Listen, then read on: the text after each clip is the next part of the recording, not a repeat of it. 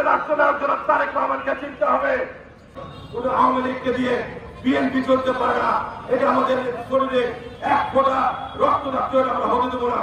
আপনারা দেখেছেন গ্যাস খেয়েছে, পানি খেয়েছে, বুলেট খেয়েছে, কিন্তু কখনো পিছপা হয় নাই।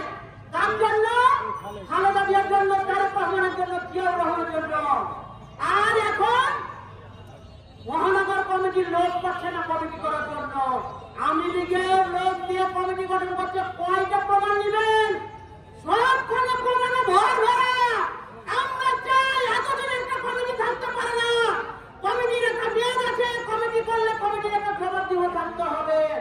আপনাদের মাধ্যমে তারেক রহমানকে বলতে চাই, অনতি বিলম্বে এই কমিটি পরিবর্তন করে নেতার হাতেই নেতৃত্ব দেওয়া দরকার।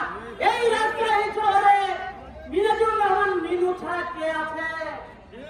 বিএনপি এবং তার সকল পর্যায়ের নেতৃবৃন্দ আপনাদেরকে জানাই সংগ্রামী সালাম এবং অভিনন্দন।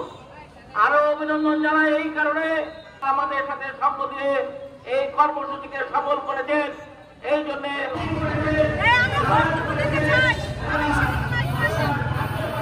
এই ঈদে জামা জুতো অ্যাক্সেসরিজের ডিসকাউন্ট।